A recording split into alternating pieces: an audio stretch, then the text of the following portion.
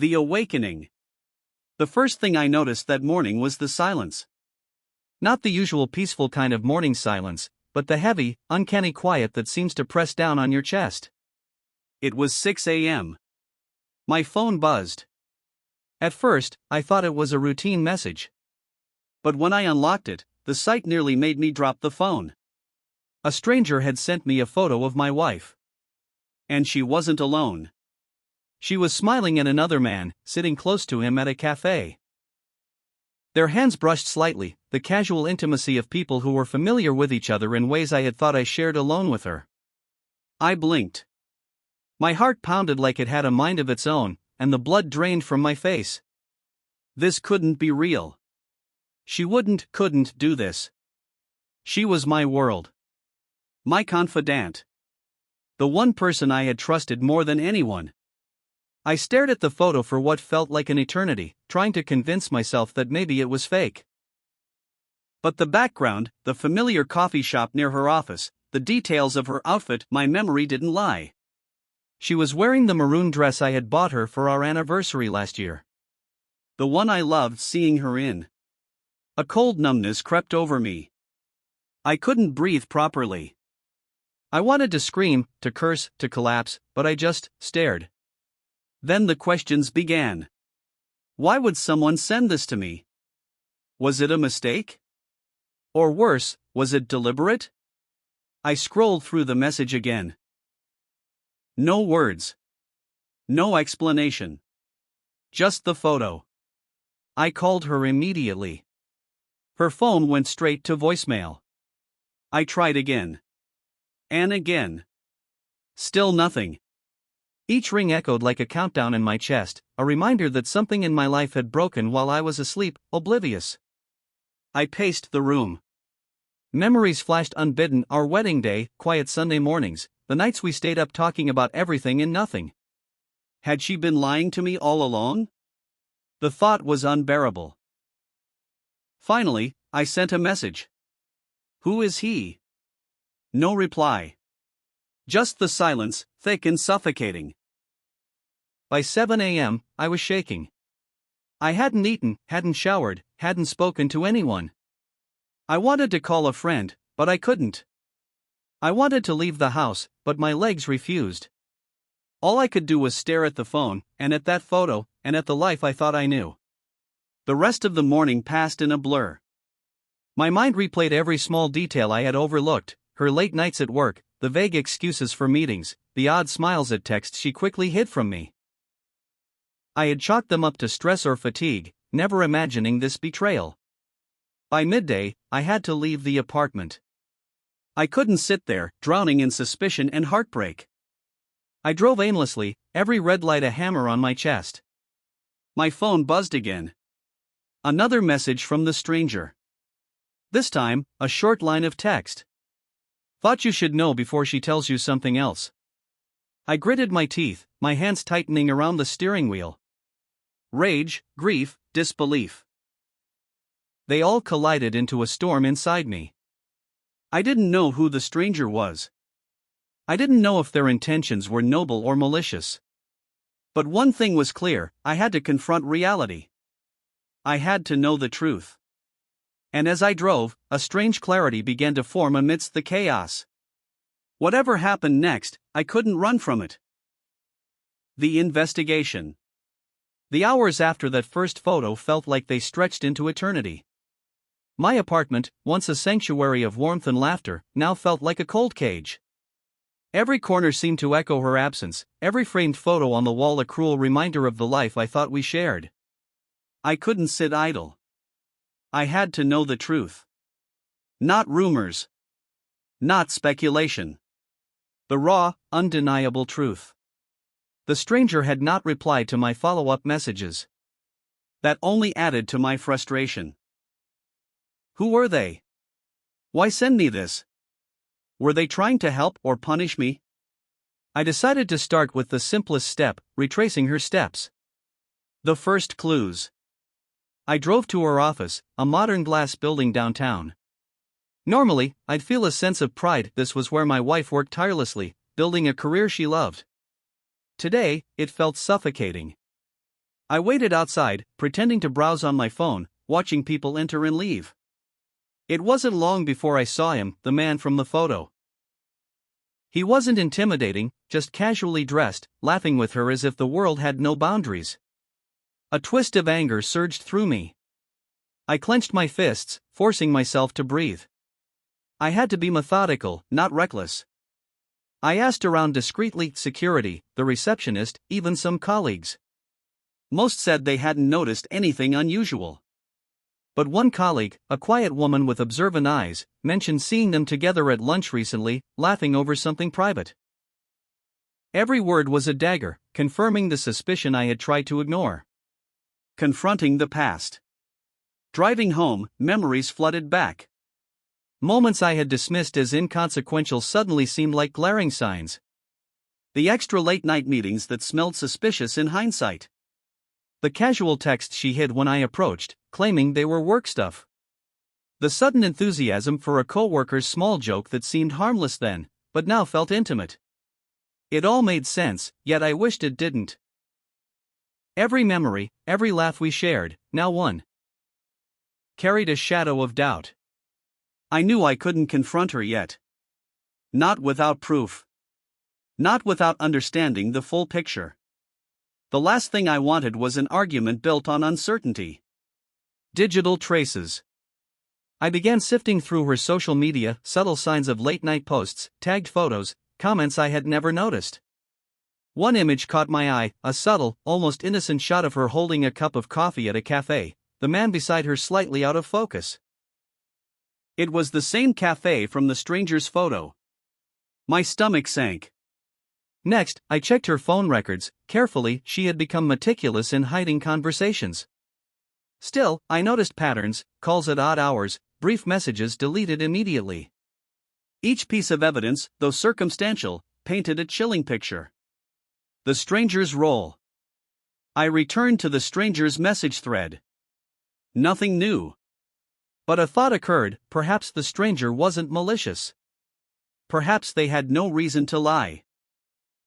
Perhaps they had been watching, and I was blind until now. I considered replying. "Why are you sending me this?" I hesitated. What if it escalated things? What if it was a trap? My hands hovered over the keyboard. After a moment, I decided to send it anyway. Their reply was simple. Because the truth deserves to be known. It was all I needed to hear.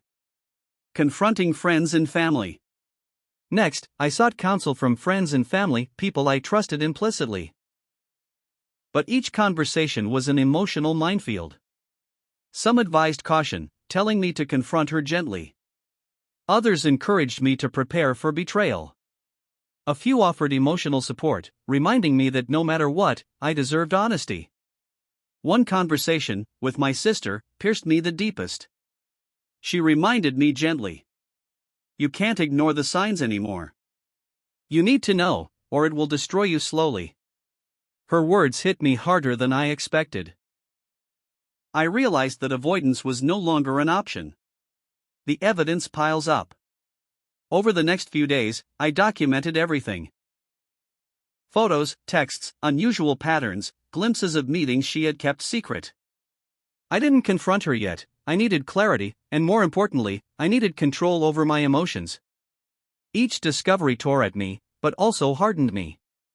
I was no longer the man passively blindsided by betrayal, I was the one uncovering it, step by step. The stranger's photo, once a shocking blow, had become the starting point of a painful journey toward truth. A moment of reflection. One night, after hours of sleepless investigation, I sat alone in the living room. I stared at the walls, at the photos of our smiles, and wondered, how could someone so close to me hide a part of their life? Tears came, not just for betrayal, but for the life I had believed in, the trust one had given freely, the love I had felt without reservation. Yet, amidst the despair, a strange clarity emerged. I needed to confront her. Not with anger first, but with truth.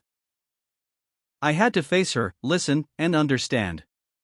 The next step wasn't revenge or panic, it was confrontation. Because sometimes, knowing the truth hurts, but not knowing destroys you. Healing. The morning air was crisp, almost sharp, as I pulled into the driveway. My hands gripped the steering wheel so tightly that my knuckles were white. Today, everything would change. Today, I would face her. The woman I had loved, trusted, and built a life with. The woman who, until recently, I had thought was my safe harbor. I paused before entering the house, taking a deep breath. I needed control. Not anger. Not panic. Control. The moment of truth. She was in the kitchen, humming softly as she prepared coffee. For a fleeting second, I almost forgot everything, the photo, the lies, the nights of anxiety. She looked up, smiled, and I realized how much I had taken for granted that smile. I said nothing at first. Just stood there, letting the silence stretch. She noticed the tension immediately. "Why are you standing there like that?" she asked, concern flickering across her face. I held up my phone, showing her the photo. Her eyes widened. Not with fear, but something else. Something I couldn't immediately name.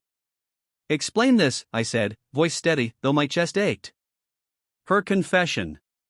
At first, she tried to brush it off, claiming it was harmless, nothing serious. But as I calmly laid out the details I had uncovered, the late-night calls, the hidden messages, the patterns she couldn't deny, the facade began to crumble. Tears welled in her eyes. She admitted it. The affair. The moments I hadn't noticed. The lies she had told herself and me. It was a brutal truth, more painful than I had imagined. But as she spoke, I felt something shift inside me. The rage, the despair, the confusion, all of it began to settle into clarity. The raw emotions. We sat there for hours, talking and crying, shouting and whispering. I asked questions I didn't want answers to, and yet needed them. She spoke of loneliness, of mistakes, of regret. I spoke of trust, love, and betrayal. For the first time in weeks, I allowed myself to fully feel the pain. The heartbreak. The grief. The anger. But also, strangely, a glimmer of understanding. People make mistakes. Love is messy. Life is complicated. Yet, understanding did not equal forgiveness, not immediately. It was simply a step toward clarity. The turning point. After the confrontation, I retreated to my bedroom to think. I reflected on our years together, the love, the joy, the shared dreams. But I also reflected on my own self-worth. Could I rebuild trust? Could I continue in a marriage where betrayal had left scars so deep? I realized that healing was not about punishment or revenge. It was about choice. About deciding whether I would let this betrayal define me or whether I would reclaim my life. Closure and life lessons. In the days that followed, we made hard decisions. Some conversations ended in forgiveness, others in separation. Regardless of the path, I found clarity. Trust is priceless, but self-respect is essential. Never ignore signs that your heart is warning you about. Pain is a teacher. Heartbreak can show you who you really are, and who deserves to remain in your life. Healing is a choice. You cannot control others' actions, but you can control how you respond. Life moves forward. Even when love fails, hope, growth, and self-discovery are still possible. I learned that betrayal, while devastating, can also be a mirror reflecting what we need to see about ourselves, our relationships, and the people we allow into our lives. The final reflection. Months later, I still think about that morning. The stranger's message. The photograph that shattered my world. But I no longer feel trapped by it. Instead, I see it as the beginning of my awakening. I am stronger now. Wiser. More cautious, yes, but also more compassionate, both toward others and myself. I learned that the pain of betrayal doesn't have to be the end of your story. It can be the start of a new chapter, one written with courage, self-respect, and emotional honesty. As for her, our paths diverged. Some love ends, some continues into transformed ways. But I carry no bitterness. Only lessons. and the certainty that I will never compromise my peace or my heart again.